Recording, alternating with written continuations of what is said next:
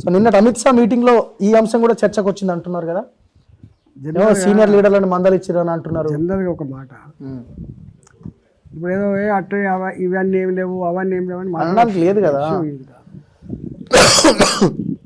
అధిష్టానం ఎప్పుడు వచ్చినా ఐక్యంగా పనిచేయమని చెప్పి కోరుతుంది, కలిసిమెలిసి ఉండాలని చెప్పి కోరుతుంది, అంతిమంగా ఆశయం నెరవేర్చాలని చెప్పి కోరుకుంటుంది. అంతిమ ఆశయం ఏముంటుంది భారతీయ జనతా పార్టీకి? గత అనేక సంవత్సరాలుగా కళ్ళల్లో వత్తులేసుకొని త్యాగాలు చేసి సర్పంచ్ కావాలని నుంచి మొదలుపెట్టి ఎంపీ కావాలనే వరకు ఇవాళ కష్టపడుతున్న కార్యకర్తల నాయకులు మళ్ళీ ఇతర పార్టీల ఎమ్మెల్యేల దగ్గరికి, ఇతర పార్టీల నాయకుల దగ్గర పోయి నాకు పని చేసి పెట్టా అని చెప్పి బతిలాడేటువంటి దానికి విరుద్ధంగా ఇన్ని సంవత్సరాలుగా మా కార్యకర్తలు మళ్ళీ ఇతర పార్టీల నాయకుల దగ్గరికి పోవాలి కదా. మా వాళ్ళు పోలీసులు పడి ఇడిపియమని చెప్పి, మాకు ఇల్లు ఇప్పియమని చెప్పి, మాకు పెన్షన్ ఇప్పియమని చెప్పి పోవాలి కదా. ఆ కార్యకర్తల యొక్క ఆ వేదన దూరం కావాలంటే అధికారంలోకి రావాలి. ఇవాళ ఆ కార్యకర్తలు, ఆ ప్రజలు, నాయకులు కోరుతున్నారు భారతీయ జనతా పార్టీ అధికారం రావాలని చెప్పి. మరి ఆ కార్యకర్తల, నాయకుల మనోగతాన్ని అర్థం చేసుకొని ప్రజల యొక్క యాస్పిరేషన్ ఫుల్ఫిల్ చేసిన బాధ్యత నాయకుల మీద ఉంటుంది, పార్టీ మీద ఉంటుంది. అది వాళ్ళు ఆలోచించాలి. సో టికెట్ల సమయంలో కూడా పోటాపోటీగా నా వాళ్ళకి నేను ఇప్పించుకుంటా అన్న వ్యవహారం నడిచినట్టుంది అంటున్నారు కదా. తెలియదు, సక్సెస్ కాలేకపోయారు ఆ విషయంలో.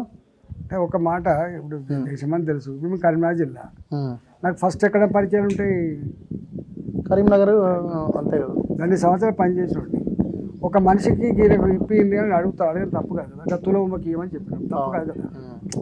విద్యాసాగర్ ఎవరు కొడుకున్నాడు, ఆయన వద్దని అంటలేదు, కానీ ఉమ్మకు ఎక్కడైనా అకామిడేట్ చేయమని చెప్పినాం మేము.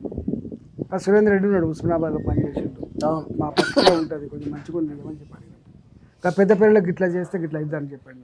మాకు ఒక కులపరమైన ఫీలింగ్ తోటో లేదా కొత్త పాత ఫీలింగ్తో కాకుండా, పార్టీ గెలవడమే కాకుండా ఒకవేళ ఓడిపోయినా కూడా మంచి ఓట్లు రావాలనేటువంటి తప్ప మాకు ఇంకేముంటుందండి చెప్పండి. మేము మేము 2000 వచ్చిన వాళ్ళకి ఇక్కడ ఇప్పించలేము, మేము 4000 వచ్చిన వాళ్ళకి ఇక్కడ ఇప్పించలేము. మేము ఇవాళ మీకు సంఘాలలో ఇప్పించినాం, 21,000-22,000 ఓట్లు వచ్చినాయి. ఈ పక్కన నరసాపూర్లో ఇప్పించినాం, 22,000 ఓట్లు, 23,000 ఓట్లు వచ్చినాయి. తక్కువేం రాలే. మరీ 2,000 ఓట్లు, 3,000 ఓట్లు వచ్చి ఇలా మొత్తం భారతీయ జనతా పార్టీకి వచ్చిన ఓట్ల శాతమే కింద అనే కంటే కూడా కనీసం ఇంత చేయగలిగినాం కదా మేము. మాకేం పరిశ్రమ అది ఉంటుంది చెప్పండి? తులవుమ మాకేమైనా కుష్టమవుతుందా?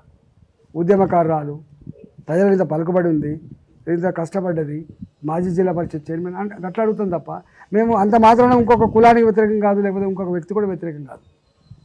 ఇంకా మురళీ యాదవ్ ఉన్నాడు, నరసాపులో అడిగినాము, యుద్ధం చేసిండ్రు, ఎట్లిస్తారు అట్లిస్తారు, మా మీద మా దిష్టిబొమ్మలు తలబెట్టిండ్రు. ఎంత బాధ అయితే అంటే దిష్టిబొమ్మలు తలబెట్టడం కాదు, ఫిల్త్ లేకుండా మాట్లాడి గింత అడ్డగోలుగా. అంటే మురళీ యాదవ్ని తీసుకొచ్చినాం మేము. తీసుకొచ్చినప్పుడు పార్టీకి చెప్పి తీసుకొచ్చిన, ఇక్కడ ఎవరు లేరు మనకు, ఇక్కడ మనకు మంచి క్యాండిడేట్ అవుతాడు, వాళ్ళ వైఫ్ జిల్లా పరిషత్ మాజీ చైర్మన్, ఆమె మనకు యాదవ సమాజం నుంచి ఉన్నాడు, 2000 మున్సిపల్ ప్రజెంట్ చైర్మన్ కూడా అని చెప్తే ఆయన వస్తే అంతకుముందు 1800 ఓట్లు వచ్చిన ఆయన మొత్తం ప్రెస్ మీట్లు పెట్టి ఫుల్ పొల్లు తిడతా అంటారు. ఎవరు సపోర్ట్ చేస్తుంటాడు. ఇంకొక ఆయన అయితే చాలా చిల్లర నన్ను కూడా తిట్టాడు. ఇప్పుడు పార్టీ బలోపేతం కోసం ప్రయత్నం చేసే నాయకులను కూడా నువ్వు తులనాడితే, దాన్ని నిలువరించకపోతే ఏం మెసేజ్ పోతుంది పార్టీ? చెప్పండి, ఎవడు పని చేస్తారు చెప్పండి మీకు? మా వ్యక్తిగతమైంది అదేమన్నా? చాలా బ్యాడ్ ప్రాక్టీస్ అండి. అంటే చాలా కొంతమంది చిల్లరగా బిహేవ్ చేసిండ్రు. దాన్ని కట్టడి చేయాల్సిన బాధ్యత పార్టీ మీద ఉంటుంది, గుర్తుపెట్టుకోండి. అయితే సస్పెండ్ చేసి పడాలి, లేకపోతే మాట్లాడలేకుండా ఉండాలి. ఎట్లయితే చెప్పండి? ప్రతి దగ్గర ఇట్లే ఉంటుందా? ఏదో కాడాల వల్ల ఇప్పుడు మేము ఉన్నది కరీంనగర్ జిల్లా ఉండదు, నేను ఆ జిల్లా అక్కడ తప్ప నాకు ఎక్కడ పరిచయం ఉండదు. ఈ ఒక్క సీట్ ఇవ్వమంటే కూడా కొంత ఇబ్బంది అయిన పరిస్థితి కనబడింది. మాకేం గౌరవించినట్టు? ఏం గౌరవించినట్టు చెప్పండి? ఇదేనా గౌరవం? అరే నీ పార్లమెంట్ ఏదో నువ్వు చూస్తావు, ఆయన పార్లమెంట్ ఆయన చూస్తాడు, ఆయన పార్లమెంట్ ఇంకో చూస్తాడు. మరి మాలాంటి రేటు పోవాలి. నేను పేరుకేమో ఎన్నికల కమిటీ చైర్మన్ని, కానీ ఏముంటుంది చెప్పండి? ఇగో ఈ 7 నియోజకవర్గాలు మాయే ఓకే, నా ఎంపీ నా కింద సీట్లు నాయే. అటుపక్కకు పెద్దపల్లి ఆయన అంటాడు, ఇటుపక్క నిజామాబాద్ ఆయన అంటాడు. ఎట్లయితే చెప్పండి? అంటే అడుక్కున్నానికి కూడా ఇంత బాధాకరమైనట్టే బ్యాడ్ సిచ్యువేషన్ ఇది. మరి ఎట్లా వాళ్ళకేరక. అంటే నా పాయింట్ ఇప్పుడు ఆ తుల ఉమ గారికి టికెట్ వచ్చినప్పుడు కూడా లాస్ట్ ఒక 3-4 రోజులు పార్టీ ఆఫీస్లో మొత్తం భోజనాలు కార్యక్రమాలు మొత్తం కూర్చొనే తిన్నారు కదా లోపల.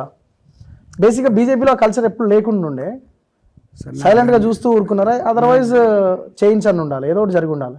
ఒకటి రఘు గారు,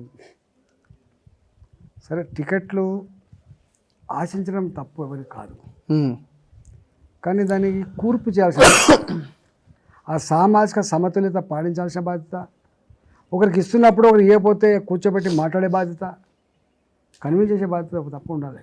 ఎందుకో ఆ మెకానిజం ఇక్కడ కొరబడింది. ఆమెకి ఇవ్వలేదు, సపోజ్ ఎందుకు ఇవ్వలేదు చెప్పడం లేరు, మాట్లాడటం కూడా లేరు. సపోజ్ మాట్లాడాలి, నువ్వు కూడా లీడర్ కదా, నువ్వు కూడా మాట్లాడగలుగుతావు అంటారు.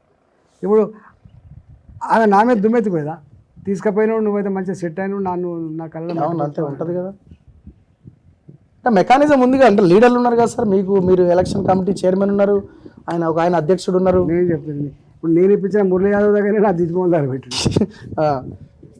నేను తీసుకొచ్చిన తులమనికే వెళ్ళగొట్టి, ఇంకా ఎంత బాధ అనిపిస్తుంది అంటే ఈమె పెద్ద నక్సలైట్ నాయకురాలు అన్నారు. అవును, జైనప్పుడు ఉండదు దానికి ఆ సోయి, ఇప్పుడు ఉంటుందా చెప్పండి? ఇప్పుడు ఆమె తీసుకొచ్చి ఆమె తెలంగాణ ఉద్యమంలో దాదాపు 20 ఏళ్ళు ఉన్నది. ఆమె మహిళా సంఘ రాష్ట్ర అధ్యక్షురాలుగా పనిచేసింది. ఆమె జిల్లా పరిషత్ చైర్మన్గా పనిచేసింది. గాయాన్ని పట్టుకొని నక్సలైట్ అని చెప్పడం అంటే ఎంత చీప్ మెంటాలిటీ ఒకసారి చూడండి, అర్థం చేసుకోండి. అనొచ్చా అట్లా? అలా నువ్వు ఇవ్వకపోతే గాయపరిచే అధికారం నీకు ఎవడిచ్చిండు? ఎట్లా సార్ మరి ఇప్పుడు ఇంటి మధ్య మీరు ఎంపీగా పోటీ చేస్తే మరి మీ రిజల్ట్ ఏం అటు ఇటు కాదా?